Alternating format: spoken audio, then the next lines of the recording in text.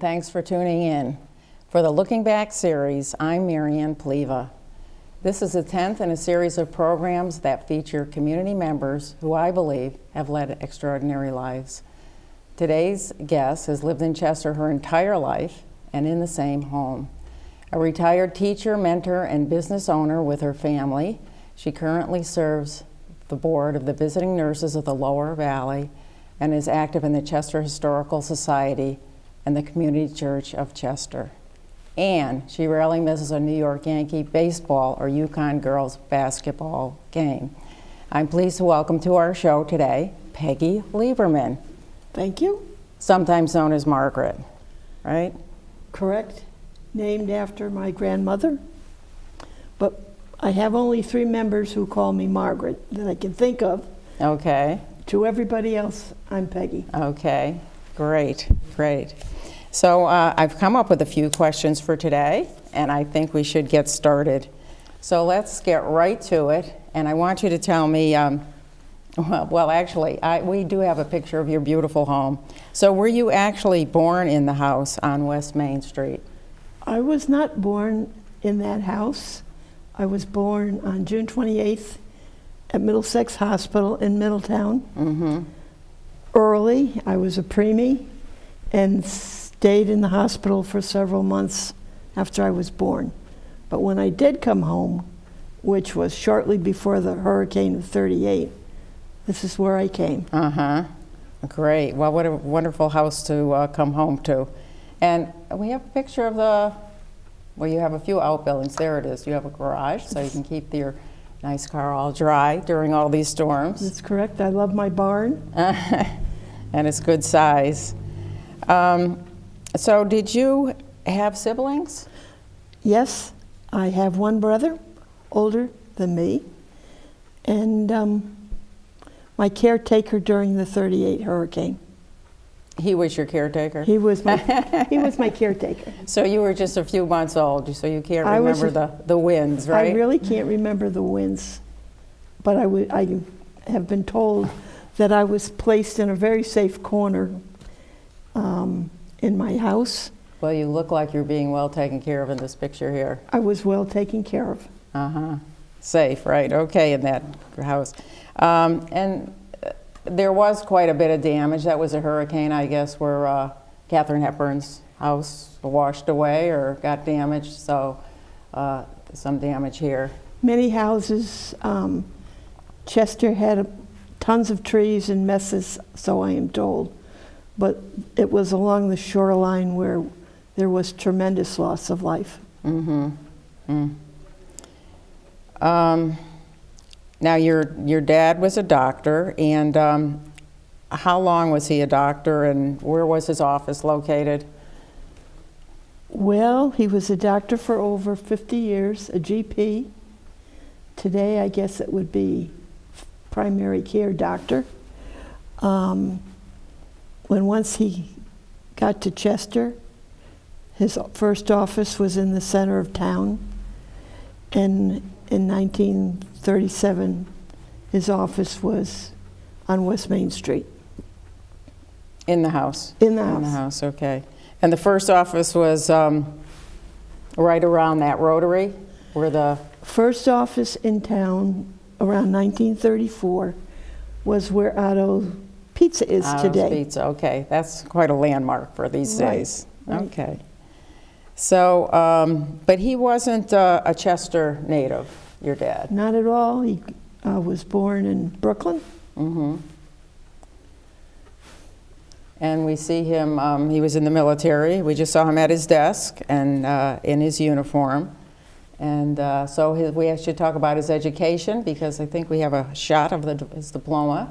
There it is. He graduated from Union College up in Schenectady, mm-hmm. then came back to New York, to Bellevue, and NYU, New York University.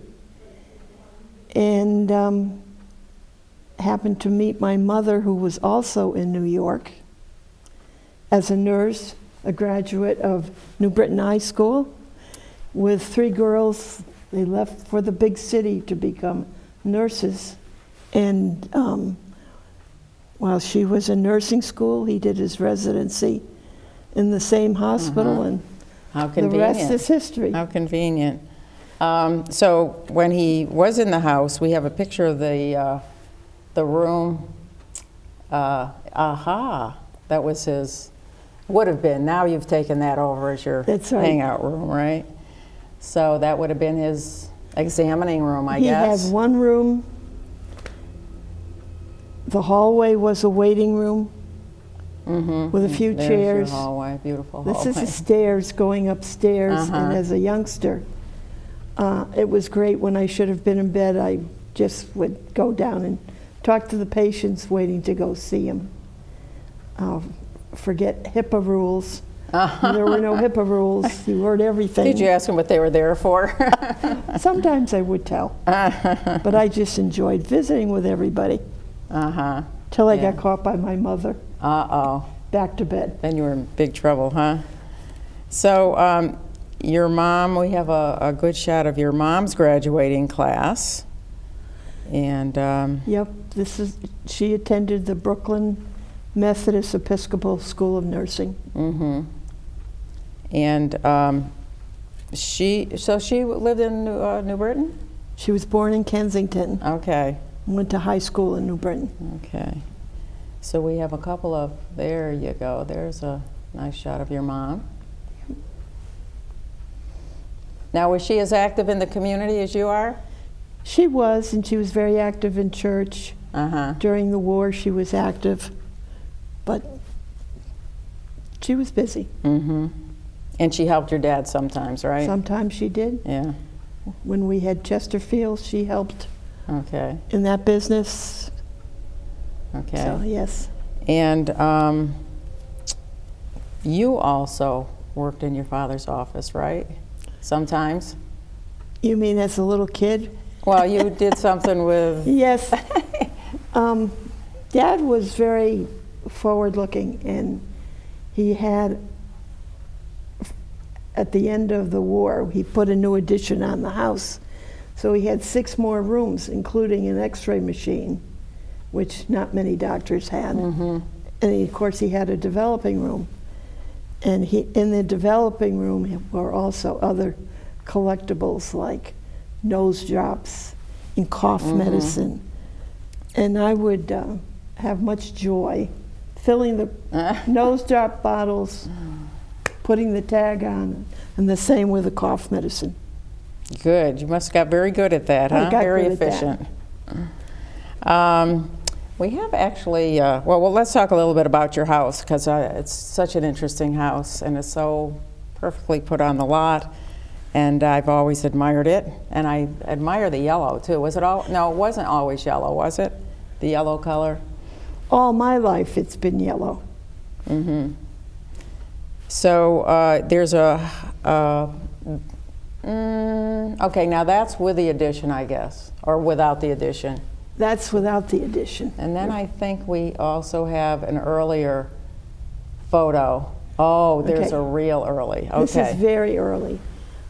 This was built by the first owner, and I've looked to try to find the exact date, and I've never been able to get the exact date. I think it was around 1870. The first owner was a gentleman by the name of George Smith, and he built this first residence on the corner of Pleasant and West Main. Yes, so it looks very different.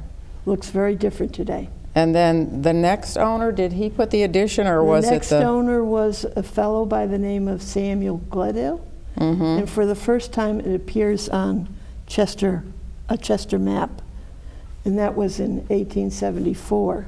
Okay. And Sam Gledhill sold the property to a Wilbur Brothwell, and it was Wilbur and Lizzie Brothwell of Bridgeport. They had a son, Charles, who was a master builder for P.T. Barnum, and it was Wilbur who really made the major changes to the house as we know it today.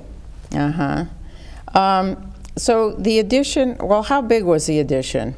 It was 4 rooms or so that your dad Dad used put for- the addition on after he came back from World War II, Okay. and that was an addition of 6 rooms. Okay, and then the past owner, the Mr. Gledhill, or Rothwell, right? He also did Yeah, and he put the turret? he did many things to the house. Uh-huh. First thing he did was to build a tower.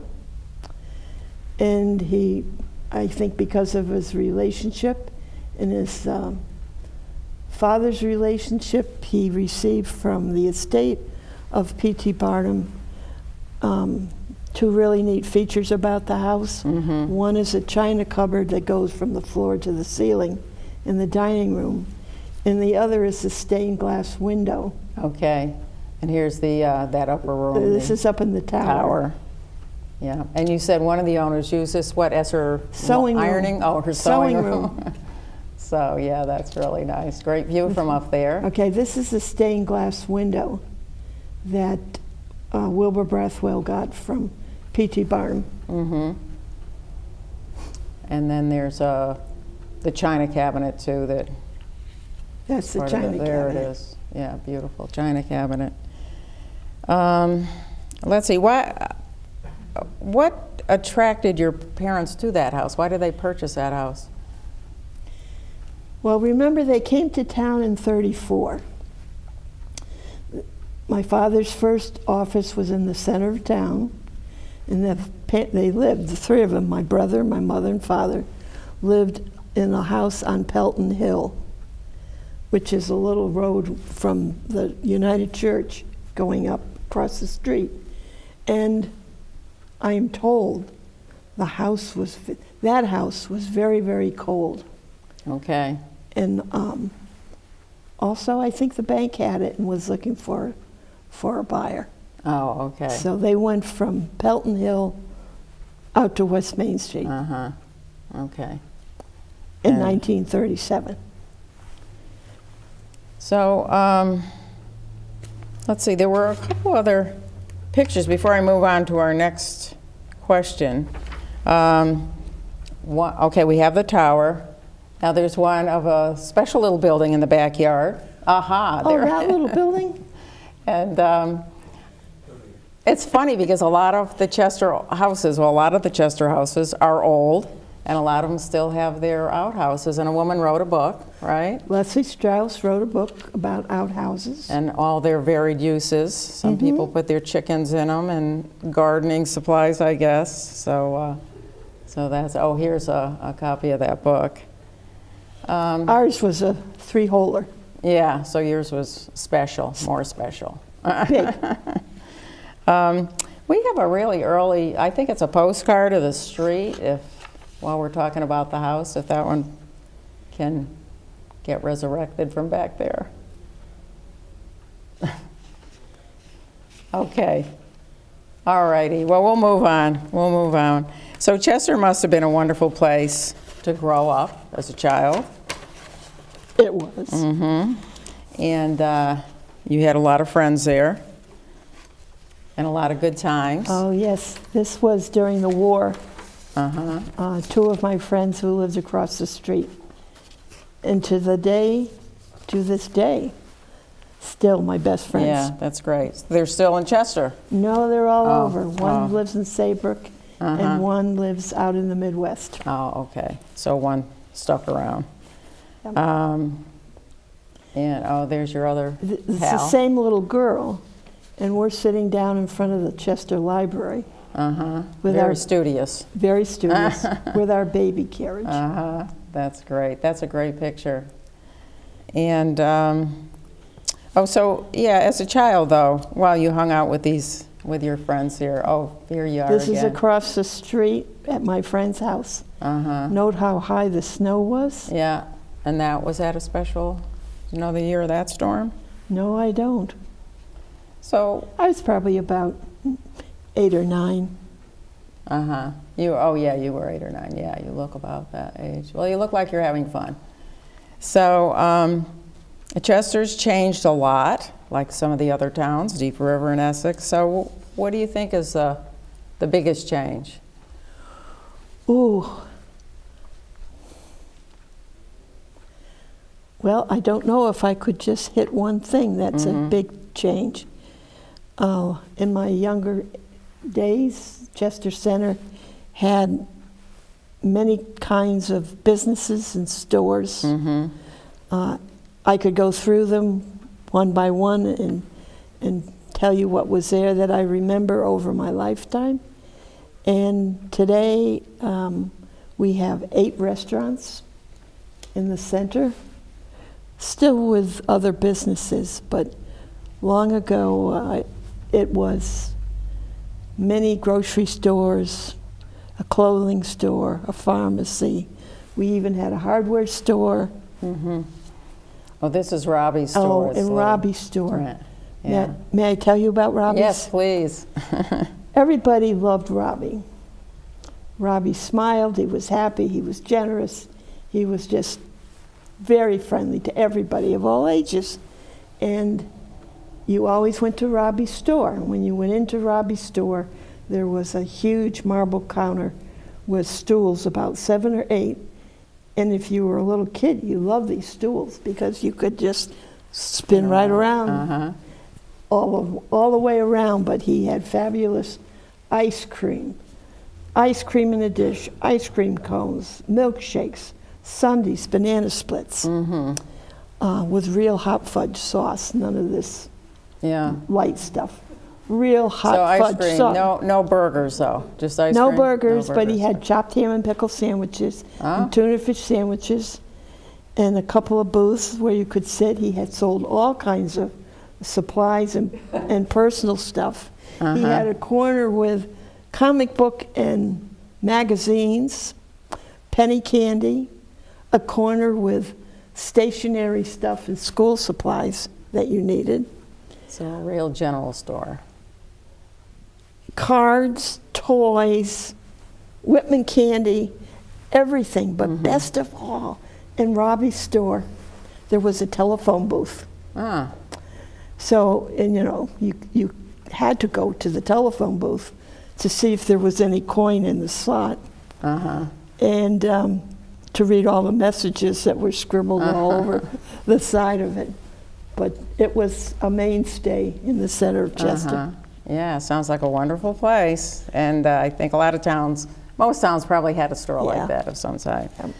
So let's talk a little bit about the industry, because there was a lot of industry in your whole town. And like the Norma Terrace Theater was Well, that not a came theater. later. That came later.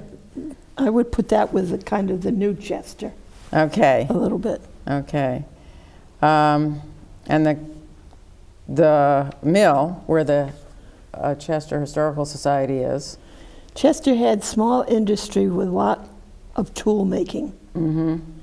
Where the mill is today, where the museum, and the building that the Chester Historical Society owns, this building, used to make augers. Many of the businesses were along the Patacon Creek. And if I could put a plug in, the new exhibit that's going to open here after Memorial Day has to do with Chester waterways and industry. Okay. That'll be Next really to good. this building, just a little beyond it, was the Russell Jennings shop. Oh, there it is. There yes. it is. And it made bits. And we have a... I don't know if you have that. Yeah, there we go, Here's yeah. a collection. That's 3 drawers of all size bits. There was Deuce's shop. There was the brush mill, which is the restaurant, plus it used to make brushes. Believe it or not, on West Main Street, as a little kid, about 2 houses from the Yellow House and where I am, was the Chester Lumber Company right on Main Street, right on West Main. And a few houses from that was Mr. Polinicki's sawmill. There was the C.J. Bates and Company that made knitting needles and manicure sets.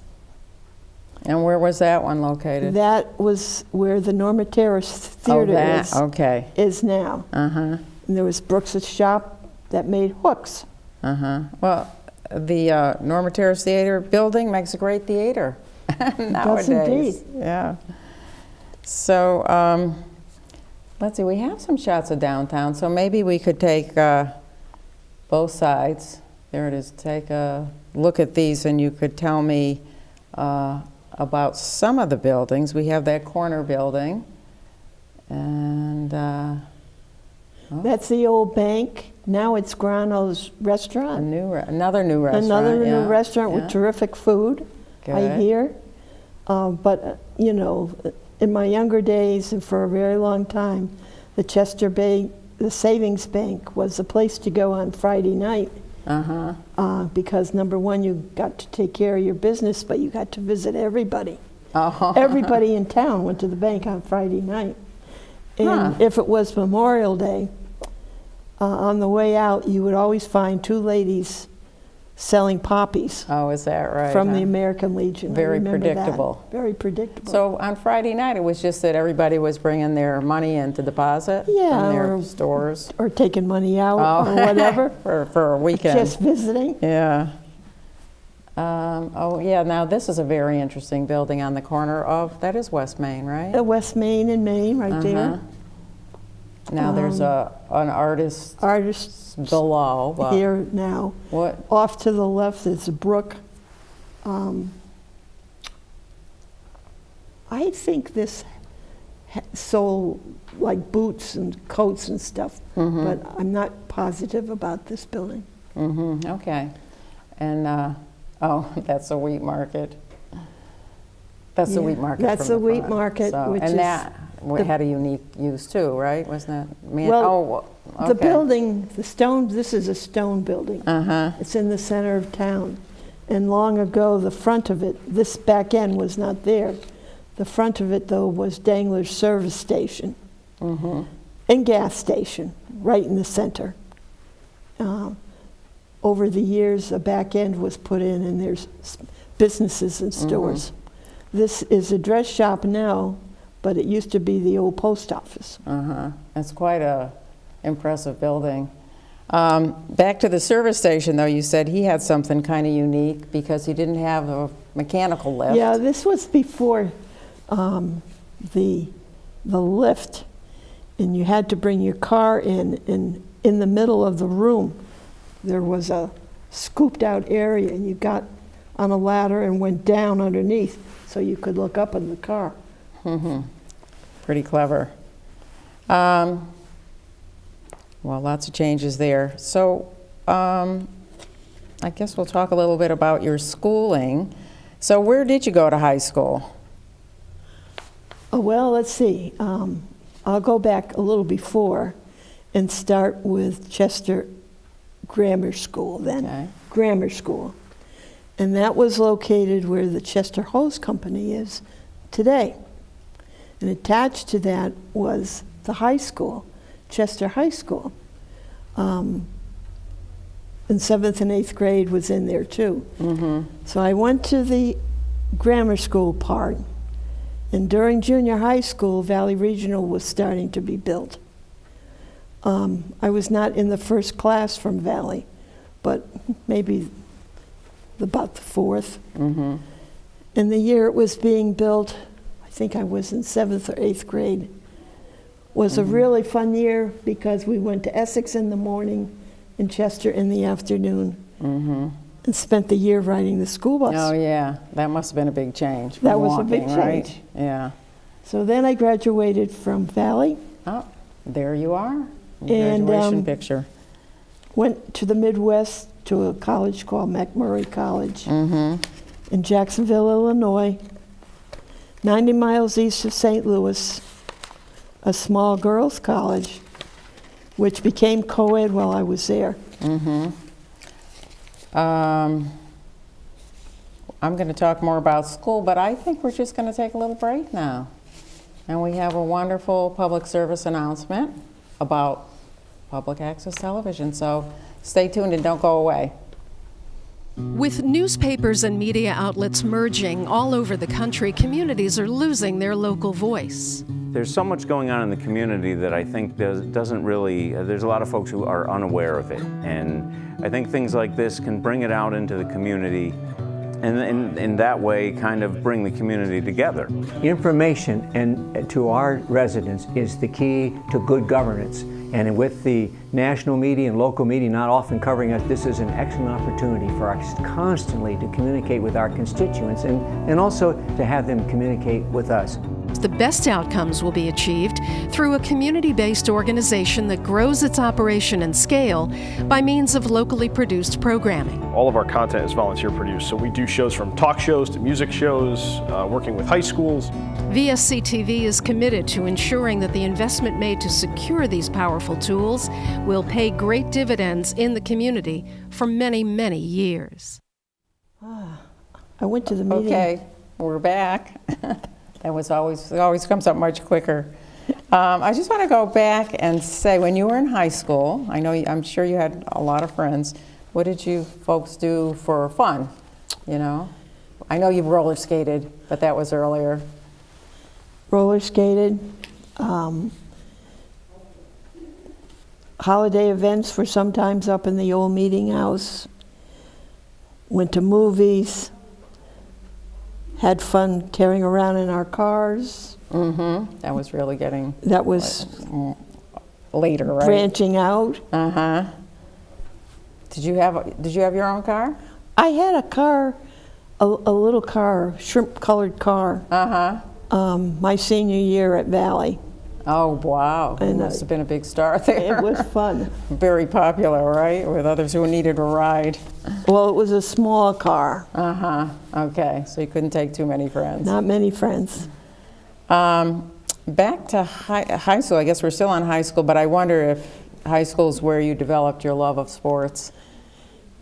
To be honest with you, I think my love of sports began in third grade. Mm-hmm. As early as third grade, because I remember so vividly my third grade teacher playing kickball. And some of the rules in kickball are a little bit like baseball or softball. And that's where my love of sports really began. Mm-hmm. And I still have it. Okay. And you have all your, there's a picture here of a family at a ball game. Yes. There you are. It's got to be a Yankee ball game. No, right? it was Yankees Oh. and Baltimore Orioles down at Camden Yard. Uh-huh. Okay. And then some of your, With my family. uh-huh. And your brother's in that picture. No, another friend. Oh, another friend. Okay. But your, what are they, nieces, nephew, nieces? The gentleman on the right is a nephew, and the two little kids, well, let's put it this way. One is going to graduate from college Okay. in another month, and one is in nursing school. Okay. Okay. And then you have some, your Yankee, your stash. Oh, there you go. The pennant. And the girls' basketball. Huskies. Yeah, Huskies. And you like all sports? I do. Okay. But you do have a favorite story about one of your favorite sports figures. In Right. third grade, when I was just learning about baseball, Joe DiMaggio had a bone spur, and he was out of action for a while. So I thought I would write him a letter. And you know, time went by, and I got an answer. And I remember that day at 3 o'clock when I got out of the school, Mm-hmm. my brother and mother were waiting for me with this letter in their hand. Now, I don't know if Joe D. actually signed it, Yeah. but in my mind, he did. He might have. If it was before Marilyn came on the scene, he might have. Yeah. Said it. He had more time then. So let's get back to college. You went to, tell me the name of your college. McMurray College. Yeah, and you picked that, why? Because it was so far I away. did, in a way, I did not pick it. It picked me Okay. because at that time, McMurray was not known in the East, and they sent a recruiter on the road to come east to try to get some kids to go back to Illinois. And the recruiter came to Valley Regional. I got pulled out of a class to go talk to her, and we talked and talked. She stayed in the area for about 2 or 3 days, met my family, ate dinner with us, and it just sounded like a good fit for me. And I loved it. And did she scoop up some other? She did. I was sort of the trailblazer, Yeah. and other folks from Valley went afterwards. Right. Great. Well, that's different. And it sounds like what they do for sports people, you know, when they come out and try to recruit. So did you think of staying out west? You enjoyed it out there? I did enjoy it. I found beauty in the cornfields, and I thought the people were terrific. Some of them are my friends to this day. But I miss the water, so I came back east. But up until a few years ago, went back for every class reunion. Yeah, that's great. And you said your dad went back with you one time, and Dad went back for an event. They had a Dad's Day weekend, and he went back for that weekend and became king for the weekend. It was a whole lot of fun. so he was given a little writing assignment. Was that it? He went out of a writing assignment. Okay. So now after you graduated, was it difficult in the 1950s finding a job as a teacher, or did you have to go for more education? I had done my student teaching for a long time in Illinois, from the middle of August to February, and I wanted to teach first grade very badly. And the first place, which I won't mention, believed that at that time there should be an experienced teacher in first grade. So I journeyed on, came to Deep River, Okay. and the rest is 39 years later as a first and second grade teacher. Now you say you wanted to really be a first grade teacher. I always wonder about this. Would you have ever wanted to teach in the high school?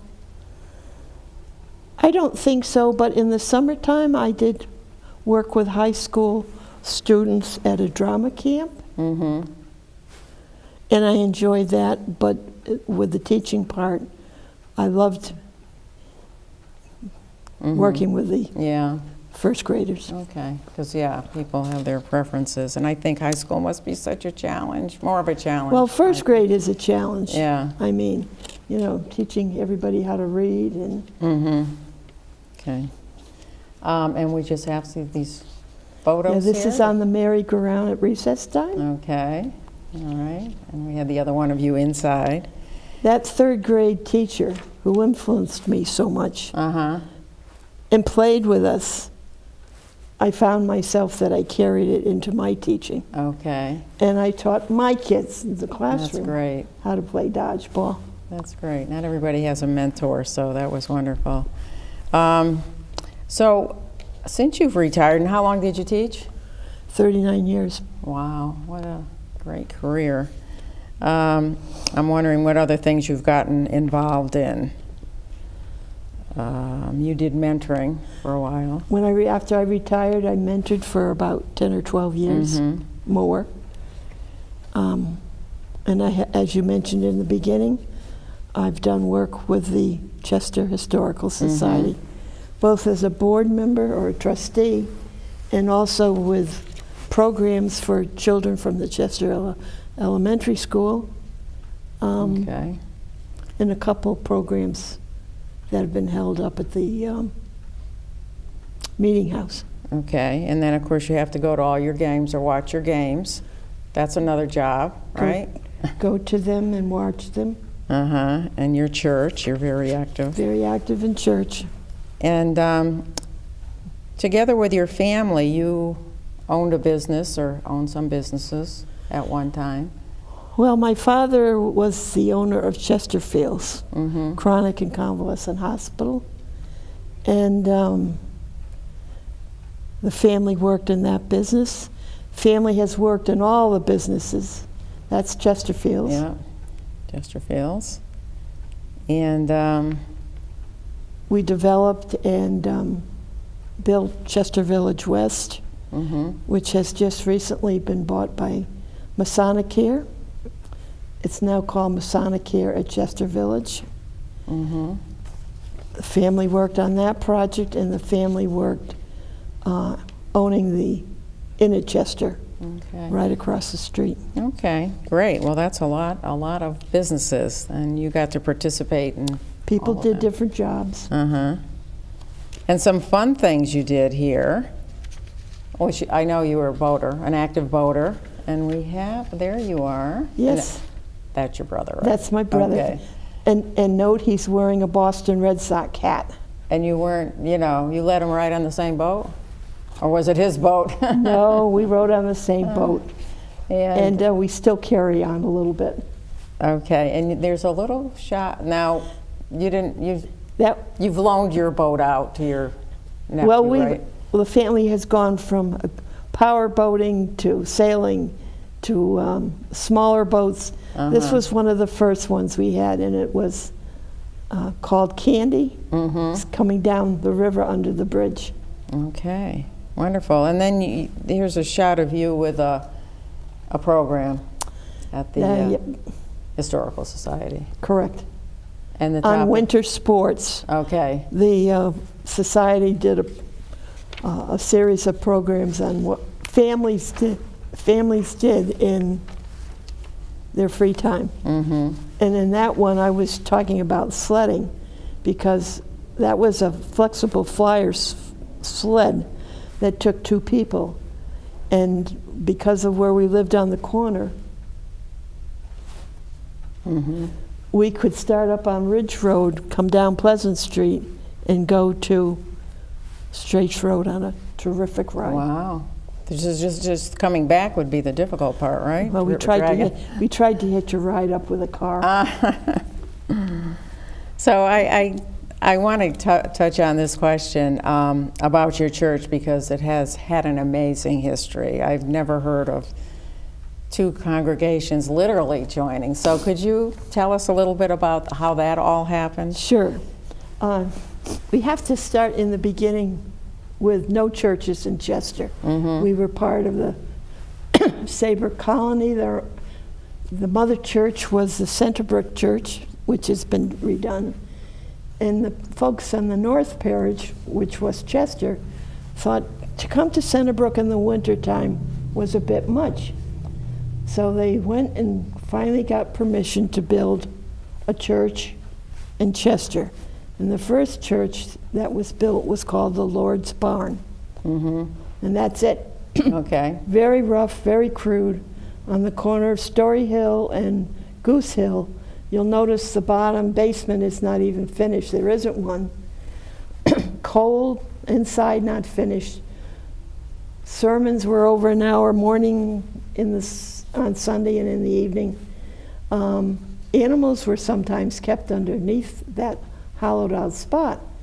And they say that once in a while a member would have to go down there and get the lambs and the sheep out because they were making too much noise. So that lasted for about 50 years. This was the first congregational meeting house. The second was this building, the second congregational meeting house. It's on the green in Chester. Today we call it the old meeting house. It's functional, it's an historic landmark. We use it for meetings, plays, concerts, weddings. As a kid, this is where you went to be judged at Halloween time. And this is a great building. Now this building, there were, besides the Congregationalists, there were also Baptists in town. And this building is on Pleasant Street, and it was the First Baptist Church. Today it's an apartment house. Oh, wow. Okay. And I'm getting a little hoarse, excuse me. You want to take a drink? This building is the Baptist Church as it used to be on West Main Street. Now here comes the tricky part. Okay, tricky. There's the tricky There part. was a third congregational house that was on the where the parking lot in the plot of green grass is, next to the Baptist, in between the public library. And finally, after many discussion and long, long time, the two churches decided they would merge. And so the plan was to move the Congregational Church over to the back end of the Baptist Church.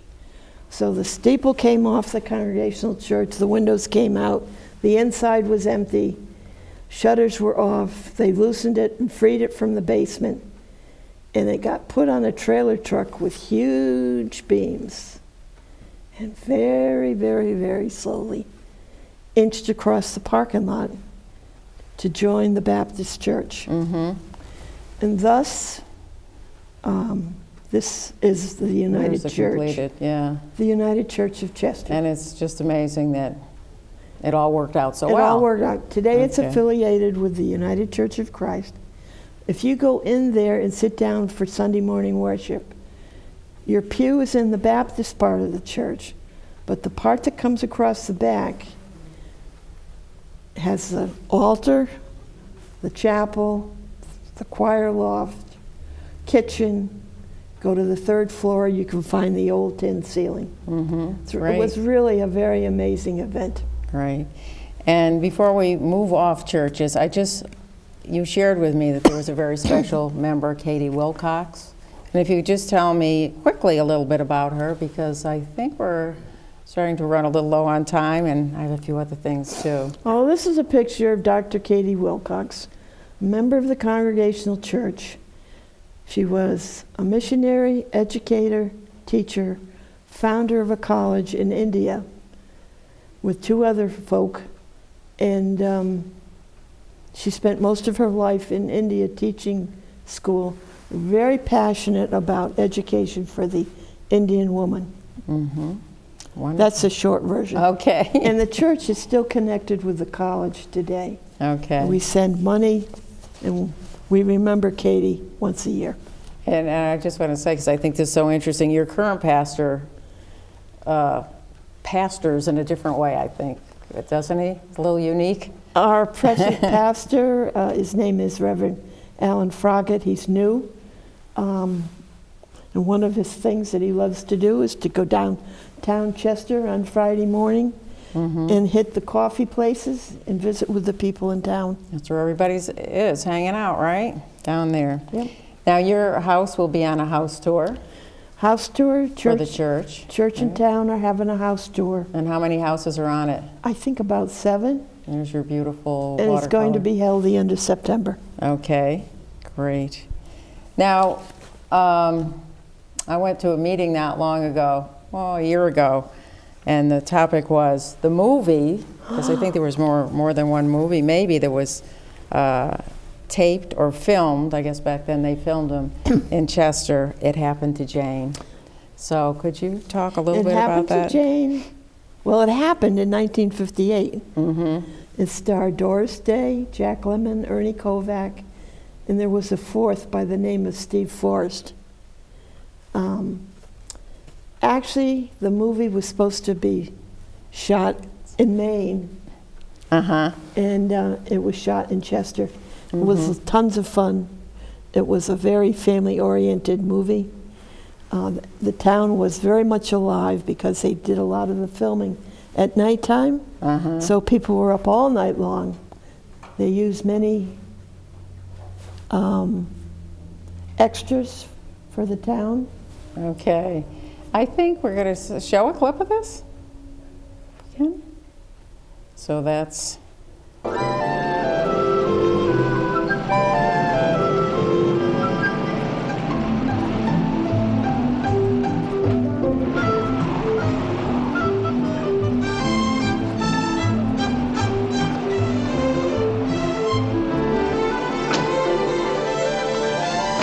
What'll it be today, Janie? Nothing, Aaron.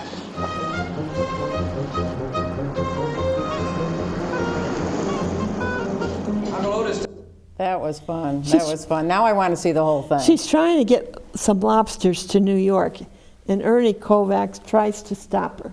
Yeah. But she wins out. You can get the CD at the mill. Okay. If you Okay.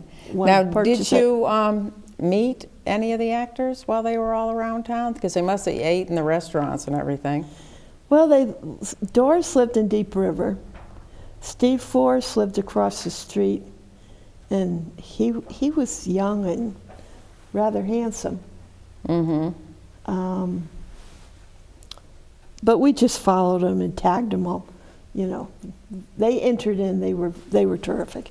Now, But it's Maine. It's supposed to be Maine. But you had a They never body made of it. water that. They never made it to Maine because they fell in love with Chester. And all the water scenes are made on Jennings Pond. That's right there in the center. Behind the Right, United yeah. Church. That's great.